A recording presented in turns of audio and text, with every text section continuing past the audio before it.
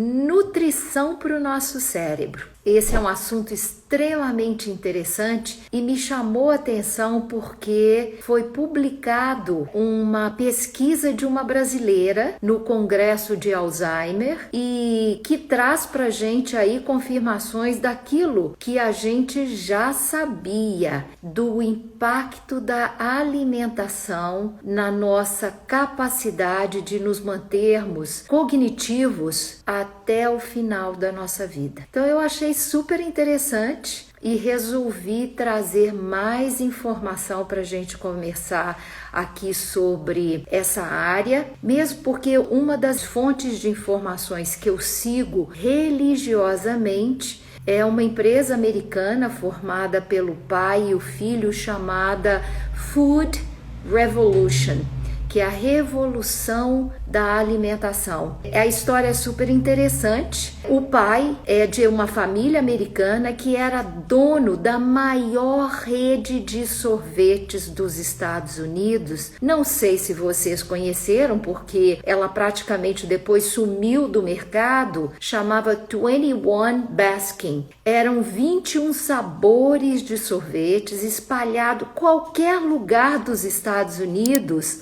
Tinha esse tipo de sorvete. E quando o pai do Ocean, o nome dele é Ocean, ele é que é o CEO, começou a entender o que era alimentação, ele pediu para sair da empresa. E o avô, que era o fundador, uma empresa milionária, o pai não entendeu, ficou muito chateado com a saída do filho. E esse filho se casou e foi morar numa ilha ali na costa oeste do Canadá, distante, com todo um processo de alimentação e nutrição baseado em plantas. E hoje eles praticamente dirigem essa empresa com um grande processo de transformação, uma movimentação global, ensinando o que é alimentação, começando desde projetos em escolas americanas até esse Summit, que acontece uma vez por ano, eu nunca perco. Eu assisto todos os 10 dias, porque eles convidam os principais médicos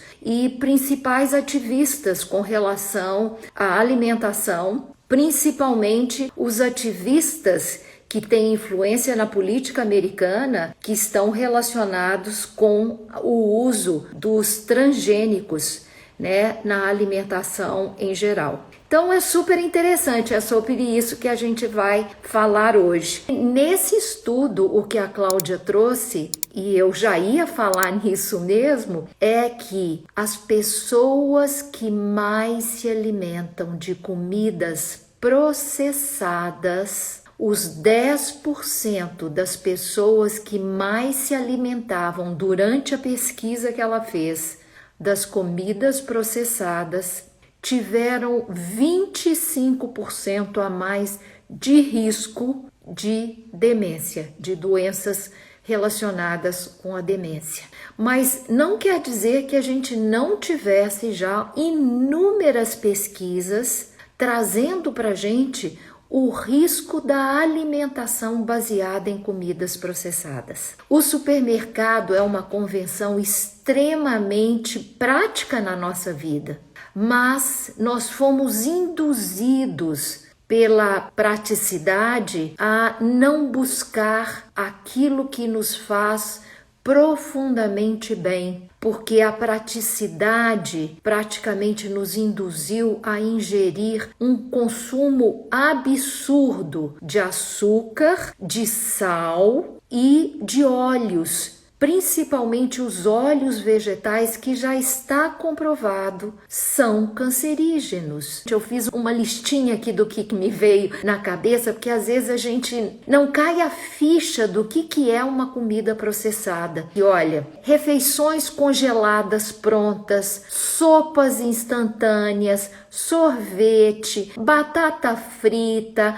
os cereais matinais, tudo que é branco, tipo arroz branco, açúcar branco, sal branco, farinha branca e, por decorrências, bolos, pães, massa em geral, todos os tipos de refrigerantes, todos os tipos de produtos já confeitados, feitos numa padaria de um supermercado, todas aquelas barras energéticas, isso tudo tem uma quantidade enorme de açúcar, sal e gordura. E isso significa o seguinte: se você é viciado em música sertaneja, caipira, e eu não tenho nada contra, mas se você só escuta isso, no dia que você escuta uma música clássica de Bach, Chopin, você vai falar: nossa, que som feio, porque você treinou o seu ouvido a escutar as músicas caipiras e sertanejas. A mesma coisa acontece com o nosso organismo. Se você está treinando o seu organismo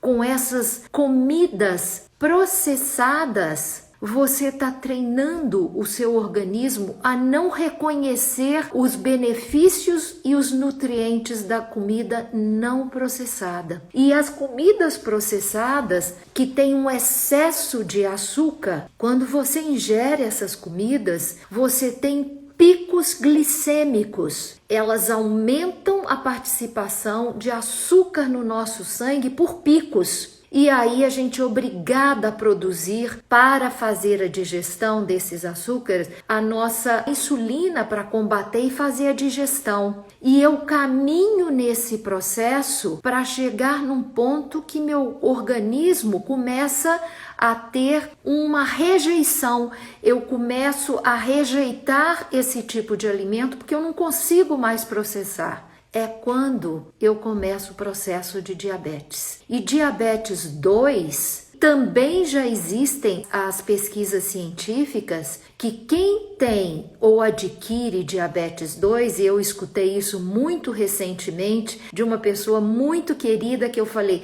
muda a sua alimentação porque o diabetes 2 já tem comprovação científica que pode ser curado. Ele falou: ah, não, Solange, mas a minha diabetes ela é completamente controlável. Eu falei: mas você tem a diabetes. Quem tem diabetes 2 aumenta em 50% o risco de, no futuro, adquirir o Alzheimer.